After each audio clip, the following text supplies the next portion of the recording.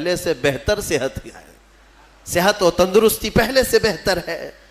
وہ آئے میرے عزیزوں، کہنا یہ تھا کہ حضور پاک صلی اللہ تعالیٰ علیہ وسلم نے پھر ارشاد فرمایا کہ تمہارے بھائی کو شہد کی جو تجویز کی گئی تھی وہ اللہ تبارک و تعالیٰ کے حکم سے ہے کہ شہد میں اللہ نے شفا رکھا ہے.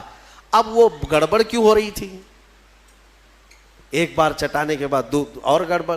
شیطان اس طرح سے کرواتا ہے تاکہ تمہارا عقیدہ رسول کی بات پر نہ رہے، اور اگر تم جمے رہ گئے اسی بات پر تو شفا تو اللہ ہی کی طرف سے آئے گی.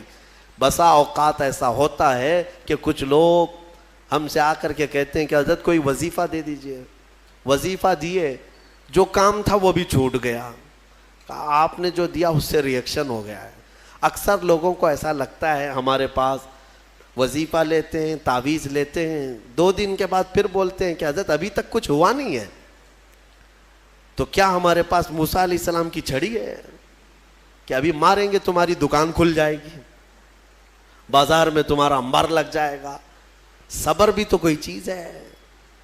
آپ جن چیزوں کو تجویز کیا جاتا ہے علماء ربانیین کی طرف سے احادیث کے ذریعے سے، اس پر صبر ہوگا، اللہ تبارک و تعالیٰ تمہیں آزمائے گا، اور اگر تم کھرے اتر گئے تو انشاءاللہ ساری برکتیں تمہیں اللہ عطا فرمائے گا. ایک چیز دوسری، ایک صحابی آئی حضور کے پاس، ان کا بیٹا گونگا تھا، بولتا نہیں تھا، 8 سال کا یا 9 سال کا بچہ تھا، پیدائشی، بولتا نہیں. حضور کے پاس لائی اور کہا کہ حضور یہ میرا بچہ بولتا نہیں ہے، اسے کچھ فرما دیں. بولنے کی طاقت دینا اللہ کا کام ہے. وہ صحابیہ حضور کے پاس کیوں آئی؟ شرک کرنے آئی تھی؟ نعوذ باللہ من ذالک. صحابہ کا عقیدہ یہی تھا، بخدا خدا کا یہی ہے در، جو بریلی کے امام نے ہمیں سکھایا ہے. بخدا خدا کا یہی ہے در، نہیں اور کوئی مفر مقر، جو وہاں سے ہو یہیں آ کے ہو، جو یہاں نہیں تو وہاں نہیں. ہاں وہ آئی اور حضور کے پاس لے آئی. حضور پاک صلی اللہ تعالیٰ علیہ وسلم نے ان کو، اس بچے کو کیا دعا دی، کیا دوا دی، کیا وظیفہ دیا؟ کچھ نہیں. سامنے بٹھایا، بچہ سامنے آیا. رسول کریم صلی اللہ تعالیٰ علیہ وسلم نے اس بچے کا نام لے کر کے کہا کہ قل من انا، اے بچے بول میں کون ہوں. سوال حضور نے فرمایا، وہ گونگا پیدائشی بول پڑا، اشہد انک محمد رسول اللہ، میں گواہی دیتا ہوں کہ آپ محمد اللہ کے رسول ہیں. مجھے بتاؤ. اسی لیے ہمارے امام اعلیٰ حضرت فاضل بریلوی رضی اللہ تعالیٰ عنہ نے فرمایا ہے، آنکھ عطا کیجئے اس میں ضیاء دیجئے، جلوہ قریب آ گیا تم پہ کروڑوں درود. ہم مانگتے حضور کی بارگاہ میں ہیں تو یہ صحابہ کا ہی عقیدہ ہے. میرے عزیزوں، میں نے عیسیٰ علیہ الصلوۃ والتسلیم کے ان واقعات سے یہ ثابت کرنے کی کوشش کی ہے کہ الحمدللہ اہل سنت و جماعت کا جو موقف ہے وہ قرآن و حدیث کے مطابق ہے. کوئی گمراہ نہ ہو اور نہ ہی گمراہیوں میں آئے، الحمدللہ. اب میں یہاں پر بات ختم کرتا ہوں تفسیر کو.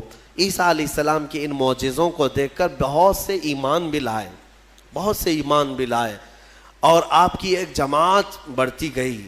آپ کے 4 شاگرد مشہور ہوئے. ویسے آپ کے جو حواریین ہیں، جو اصحاب ہیں، جو آپ کے صحابہ تھے، ان کو حواریین کہا جاتا ہے. وہ 12 لوگ تھے. ان 12 میں 4 مشہور ہیں جن کے ناموں سے انجیل ہے آج بھی: متی، لوقا، یوحنا، مرقس. یہ عربی نام ہے، ان کو انگلش میں الگ الگ کہا جاتا ہے، جان، میتھیو. یہ جو بائبل میتھیو، بائبل جان، یہ سب جو ہیں انہی 4 شاگردوں کے نام ہیں. عیسیٰ علیہ السلام کے بڑے فرمانبردار، بڑے وفادار تھے، اور انہی صحابہ سے ان کا دین پھیلا. مذہب عیسائیت، یا جس کو آپ یہ سمجھ لیں عیسیٰ علیہ السلام کا جو دین تھا وہ دین اسلام کے عقائد سے مختلف نہیں تھا. اس دین میں بھی اللہ کو ایک مانا جاتا، اور عیسیٰ علیہ السلام کو اللہ کا بندہ اور ان کا رسول، اللہ کا رسول. یہ دین اسی طرح چلتا رہا اور اسی کی تبلیغ بھی ہوتی رہی. لیکن یہودیوں کو یہ بات نہ بھائی. یہودی اس وقت سے عیسیٰ علیہ السلام پر الزام لگاتے تھے، ان کی ماں کو گالیاں دیتے تھے، بی بی مریم پر تہمت رکھتے تھے، ناپاکی کی تہمت لگاتے تھے یہ یہودی۔ عیسیٰ علیہ السلام کا ایک وقت ایسا بھی آیا کہ یہودیوں کے نرغے میں، کیونکہ یہودی بڑے ہی فتین اور پلان کرنے والے، منصوبہ کرنے والے لوگ، عیسیٰ علیہ السلام کے قتل کا منصوبہ بنا لیا، اور اس قتل کے منصوبے سے وہ آخری دن تھا عیسیٰ علیہ السلام کا، جس گھر میں عیسیٰ علیہ السلام ایک باغیچے میں اپنے شاگردوں کے ساتھ رہے، ان کو تعلیمات دی اور سب کو رخصت کیا اور کہا آج کے بعد میں تم سے ملاقات نہیں کروں گا، تم دین حق پر قائم رہنا۔ شاگرد سب چلے گئے، عیسیٰ علیہ السلام تنہا گھر میں تھے۔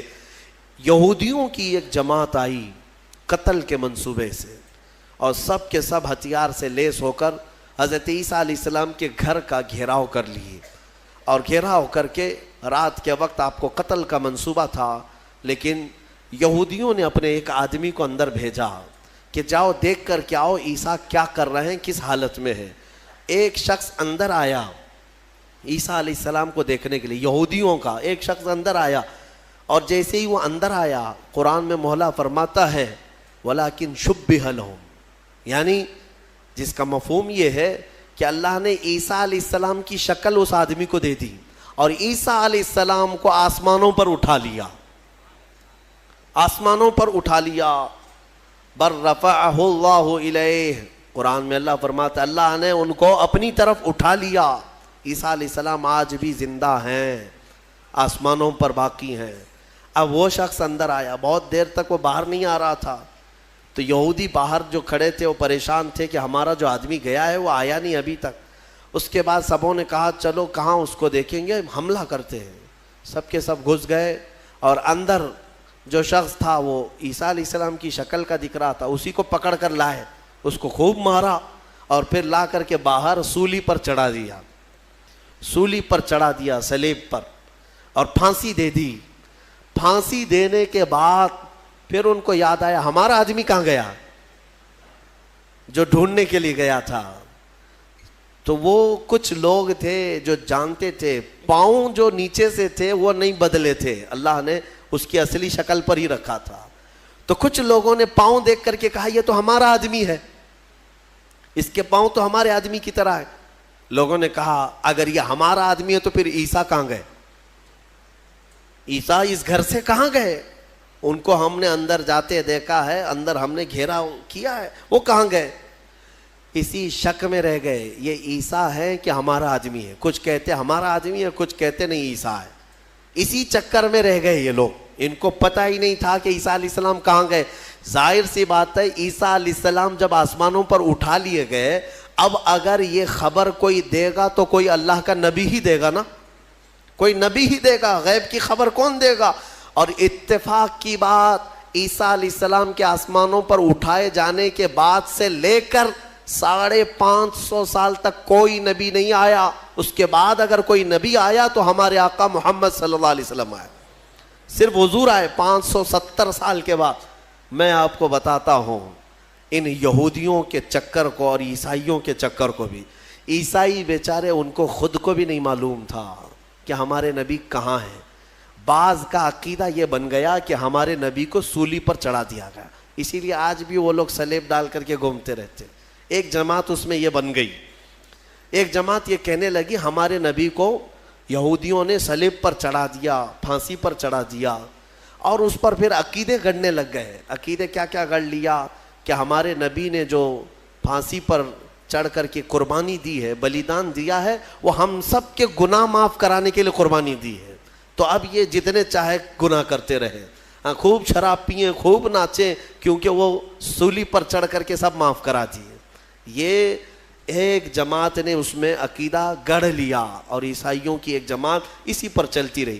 ایک جماعت پھر بھی حق پر رہی، جو عیسیٰ علیہ السلام کے چاروں شاگرد تھے، انہوں نے کہا نہ ہمارے نبی کو سولی پر چڑھایا گیا ہے، نہ ہمارے نبی نے ہمارے لیے قربانیاں دی ہیں، یعنی کہ وہ پھانسی پر چڑھ کر کے سب کے گناہ معاف کرائے، بلکہ ان کا عقیدہ تھا کہ اللہ رب العزت نے عیسیٰ علیہ السلام کو اپنے جلوں میں رکھا ہے، وہ کہاں ہے وہ اللہ بہتر جانے اور عیسیٰ جانے۔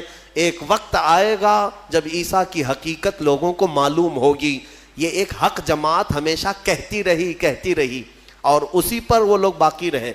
پھر اس میں فرقے بھی ہوئے، عیسائیوں میں بہت سارے فرقے بھی ہوئے، 70 سے زیادہ فرقے ہوئے، الگ الگ عقیدے۔ اور یہ فرقے بھی کس نے بنائے؟ یہودیوں نے بنائے، ان کے اندر گھس کر کے الگ الگ ان کے دماغ چینج کیے۔ پھر ٹرائنیٹی